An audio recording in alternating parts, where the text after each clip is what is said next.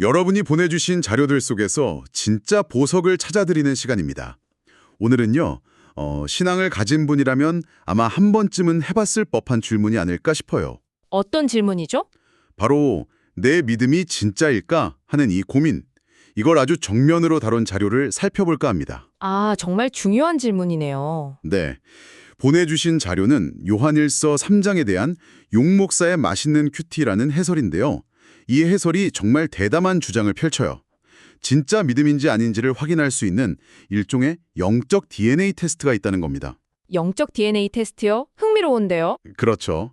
그래서 오늘은 바로 그 테스트가 과연 무엇인지 그리고 어떻게 작동하는지 한번 깊이 파헤쳐 보겠습니다. 네, 좋습니다.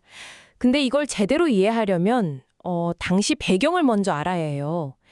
이 편지가 쓰일 당시 교회 안에는 영지주의라는 이단 사상이 퍼지고 있었거든요. 아, 영지주의요? 들어본 것 같아요. 이 사람들이 어떤 주장을 했냐면 우리는 구원에 대한 특별하고 비밀스러운 지식을 알고 있다. 너희가 아는 서로 사랑하라 같은 건 아주 기초적인 수준이다. 이렇게 말하면서 스스로를 높였던 거죠. 아, 자기들만 아는 고급 정보가 있다는 식이군요. 맞습니다. 오늘 우리가 다룰 이 해설은 바로 이런 주장에 대한 아주 강력한 반박이라고 볼 수 있습니다. 지식이 아니라 당신의 삶으로 증명하라는 거죠. 와, 지식 대 삶의 대결 구도라니 시작부터 정말 흥미진진한데요. 자, 그럼 이 해설이 제시하는 영적 DNA 테스트, 그 첫 번째 단계는 뭔가요? 모든 것의 출발점은 바로 정체성입니다. 해설은 1절에서 시작해요. 보라, 아버지께서 어떠한 사랑을 우리에게 베푸사 하나님의 자녀라 일컬음을 받게 하셨는가. 네, 유명한 구절이죠. 여기서 하나님의 자녀라는 말이 그냥 듣기 좋은 별명이 아니라는 점을 아주 강하게 강조합니다. 이건 우리의 새로운 신분증이자 모든 생각과 행동의 기준점이 되는 가장 근본적인 정체성이라는 거예요. 그냥 넌 내 자녀야 하고 불러주는 그런 좋은 말이 아니라는 거군요. 그렇죠. 모든 것의 출발점이 되는 정체성이라고 딱 못을 받고 시작하는 거죠. 영지주의자들은 복잡한 비밀 지식을 알아야만 하나님과 가까워진다고 했지만 네. 이 해설의 저자는 정반대의 이야기를 합니다. 진짜 신앙의 뿌리는 어려운 지식이 아니라 내가 하나님의 사랑받는 자녀가 되었다는 이 단순하고도 엄청난 사실, 이걸 받아들이고 그 안에 머무르는 것이라고요. 아, 이 정체성만 제대로 붙들면 흔들리지 않는다는 겁니다. 와, 잠깐만요. 이 다음 부분에서 정말 충격적인 표현이 나오는데요. 해설에서 우리가 미래의 그리스도처럼 변할 거라고 말하면서 우리의 격 자체가 바뀔 거라고 하거든요. 네, 그 표현이 아주 인상적이죠. 이건 그냥 뭐랄까 좀 더 착한 사람이 되는 그런 수준이 아니잖아요.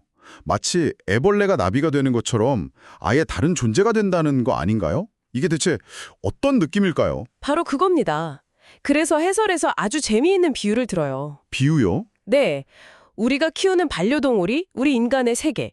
예를 들어 우리가 왜 일을 하고 왜 책을 읽고 예술을 감상하는지 이걸 온전히 이해할 수 없는 것과 같다는 거예요. 아, 차원이 다르니까요. 그렇죠. 차원이 다르니까요.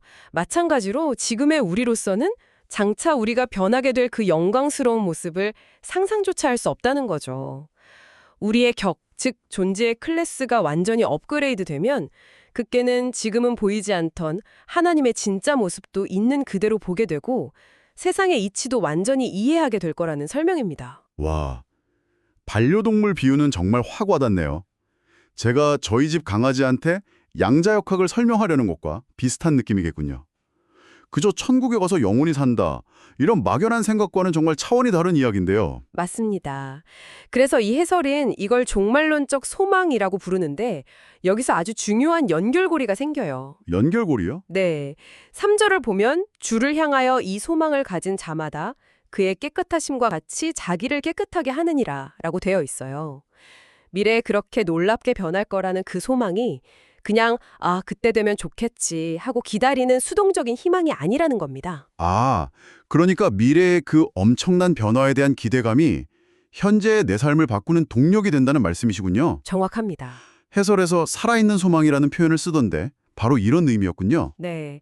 나중에 어차피 예수님처럼 완벽해질 테니 지금은 대충 살아도 돼. 이게 아니라 내가 장차 그렇게 존귀한 존재가 될 사람이니 지금부터 그에 걸맞게 살아야겠다고 다짐하게 만든다는 거죠. 미래에 대한 약속이 현재의 윤리적인 삶을 이끌어가는 엔진이 되는 셈입니다. 이게 바로 영지주의자들과의 첫 번째 차이점이고요. 알겠습니다. 그럼 정리를 해보면 첫 번째 테스트는 나는 누구인가, 즉 정체성, 그리고 나는 무엇을 소망하는가, 미래. 네, 그리고 그 두 가지가 현재의 삶을 거룩하게 만드는 기초가 된다는 거죠. 좋습니다. 그럼 다음 단계로 넘어가 보죠. 이 해설이 아주 선명한 흑백 논리를 보여주던데요. 네, 아주 단호하죠. 하나님의 자녀와 마귀의 자녀, 딱 두 부류로 나눕니다. 그 기준이 뭔가요? 그 둘을 가르는 기준이 10절에 명확하게 나옵니다. 바로 의를 행하는가, 그리고 형제를 사랑하는가. 이 두 가지를 행하지 않는 사람은 하나님께 속한 자가 아니라고 그냥 못 박아버리죠. 그런데 여기서 말하는 죄가 우리가 보통 생각하는 죄랑은 좀 다른 개념인 것 같아요. 해설에서 죄와 불법을 굳이 구분하던데 이게 그냥 말장난 같기도 하고 일상생활에서 죄는 그냥 죄 아닌가요? 아주 중요한 질문입니다. 이게 바로 영지주의자들의 허점을 찌르는 핵심 논리거든요. 오, 그래요? 네. 해설에 따르면 요한일서 1장에서는 우리가 연약해서 짓는 죄들, 그러니까 뭐 실수로 넘어지거나 유혹에 지는 그런 죄는 고백하면 용서받는다고 말해요. 그런데 3장에서 이야기하는 죄, 즉 불법, 헬라어로 아노미아는 차원이 다른 문제입니다. 차원이 다르다. 이건 단순히 규칙 몇 개를 어기는 수준이 아니라 하나님의 법 자체를 거부하는 상태를 의미합니다. 아, 알 것 같아요. 그러니까 발을 헛디뎌서 넘어진 거랑 아예 나는 이 길로 가지 않겠다고 선언하고 다른 길로 가버리는 것의 차이군요. 와, 완벽한 비유입니다. 해설은 이건 아담과 하와가 선악과를 따먹은 원죄에 빗대어 설명해요. 그건 단순히 먹지 말라는 명령 하나를 어긴 게 아니었죠. 그렇죠. 하나님처럼 되겠다는 하나님의 주권에 정면으로 도전한 의도적인 반역 행위였습니다. 이 해설은 영지주의자들이 바로 이 불법의 상태에 있다고 지적하는 겁니다. 아하, 그래서 공동체를 분열시키는 반역을 저지르고 있다는 거죠. 그렇군요. 영지주의자들은 스스로를 대단한 영적 지식을 가진 사람들이라고 생각했지만 이 해설의 저자가 보기에는 그냥 불법자들이었던 셈이네요. 맞습니다. 행동이 그들의 소속을 증명해버린 거고요. 와, 이제 보니 이 해설에서 가장 강력하고 어쩌면 가장 도전적인 개념이 왜 나오는지 알겠네요. 어떤 거요? 바로 영적 DNA라는 개념인데요. 이 해설의 주장에 따르면 하나님의 자녀가 된다는 건 단순히 신분이 바뀌는 게 아니라 말 그대로 우리의 핵심 프로그래밍, 즉 DNA 자체가 바뀐다는 거잖아요. 네, 이 해설의 하이라이트라고 할 수 있죠. 이 아이디어 하나가 모든 걸 다시 보게 만드네요. 9절에 이런 구절이 나옵니다. 하나님께로부터 난 자마다 죄를 짓지 아니하나니 이는 하나님의 씨가 그의 속에 거함이요. 여기서 하나님의 씨라는 표현을 영적 DNA로 해석한 건 정말 탁월한 접근이라고 생각해요. 하나님의 씨가 영적 DNA다. 네, 이건 상속의 문제와 직결됩니다. 자녀가 부모로부터 외모나 성품, 습관 같은 유전적 특징을 물려받잖아요. 그렇죠. 저도 저희 아버지를 많이 닮았다는 소리를 듣거든요. 바로 그거예요. 하나님에게서 난 사람이라면 당연히 하나님의 성품, 즉 예수 그리스도의 성품을 닮아가야 한다는 논리죠. 아, 이 비유가 정말 무속도로 와닿는데요. 해설에서도 지적하듯이 어떤 아이가 자라는데 부모를 외모든 성격이든 하나도 안 닮으면 네, 주변에서 혹시 다리 밑에서 주워온 아이 아니냐고 수군거릴 수 있잖아요. 신앙도 똑같다는 거죠. 맞습니다. 내가 예수님이 DNA를 받았다고 주장하면서 예수님의 가장 큰 특징인 사랑이 내 삶에 전혀 나타나지 않는다면 그 주장의 진실성을 의심해봐야 한다는 거니까요. 그렇죠. 해설은 여기서 또 다른 비유, 알곡과 가라지 비유를 가져옵니다. 아, 알곡과 가라지요? 밭에 알곡과 가라지가 함께 자랄 때는 싹이 틀 때나 줄기만 봐서는 구분이 잘 안 될 수 있어요. 둘 다 비슷하게 생겼으니까요. 하지만 결정적인 순간이 오죠. 열매를 맺을 때. 맞습니다. 바로 열매를 맺을 때입니다. 알곡은 고개를 숙이면서 튼실한 열매를 맺지만 가라지는 뻣뻣하게 서서 아무런 열매도 맺지 못합니다. 영지주의자들이 바로 그 가라지였다는 거군요. 겉보기에는 말을 유창하게 잘하고 뭔가 신비로운 영적 지식이 있는 것처럼 보여서 그럴듯해 보였지만 네, 하지만 그들의 삶에는 결정적인 열매, 즉 형제 사랑이라는 열매가 없었다는 겁니다. 오히려 공동체를 나누고 자기들만 우월하다고 주장했죠. 그것이 그들의 정체가 무엇인지, 그들 안에 심긴 씨앗이 하나님의 씨가 아니라는 것을 명백하게 보여주는 증거였다고 이 해설은 분석합니다. 듣고 보니 정말 전곡을 찌르는 말이네요. 저 자신을 돌아보게 되는데요. 내가 신학적으로 얼마나 많이 아는지, 어떤 교리를 믿는지를 자랑하는 건 어쩌면 쉬울 수 있어요. 하지만 이 해설은 훨씬 더 어렵고 근본적인 질문을 던지네요. 어떤 질문이죠? 그래서 당신의 삶에서 맺히는 열매는 무엇입니까? 하고요. 만약 누가 제 삶을 소리끄고 일주일만 지켜본다면 과연 제게서 어떤 DNA를 발견하게 될까요? 이게 진짜 시험대네요. 바로 그 지점입니다.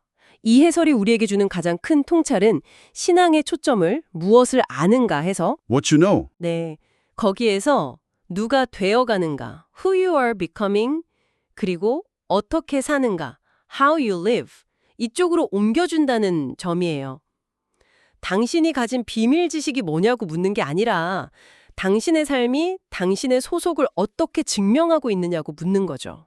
오늘 이야기를 종합해보면 이 해설이 제시하는 영적 DNA 테스트는 결국 세 가지 질문으로 요약되네요. 첫째, 나는 하나님의 자녀라는 새로운 정체성을 가지고 있는가? 네, 정체성. 둘째, 나의 미래에 대한 소망이 현재 내 삶을 거룩하게 만들고 있는가? 살아있는 소망. 그리고 셋째, 내 삶에서 의와 사랑이라는 구체적인 열매가 맺히고 있는가? 완벽한 정리입니다. 진정한 신앙은 과거의 어떤 한순간의 결심이나 지적인 동의로 끝나는 게 아니라는 거죠. 그것은 현재 진행형의 변화이고 삶으로 드러나는 가시적인 증거라는 강력한 메시지를 던져주고 있습니다. 궁극적으로 당신이 아버지라고 부르는 그분을 얼마나 닮아가고 있느냐가 모든 것을 말해준다는 겁니다. 그렇군요. 이 해설의 마지막은 우리 자신을 돌아보게 하는 질문들로 끝을 맺습니다. 거기에 제가 한 가지 생각할 거리를 덧붙여드리고 싶네요. 네, 말씀해 주시죠. 만약 당신의 삶이 하나의 밭이라면, 그리고 누군가 그 밭을 유심히 들여다본다면 거기서 어떤 종류의 열매를 발견하게 될까요? 그리고 그 열매는 당신 안에 심겨진 씨앗에 대해 무엇을 이야기해주고 있을까요?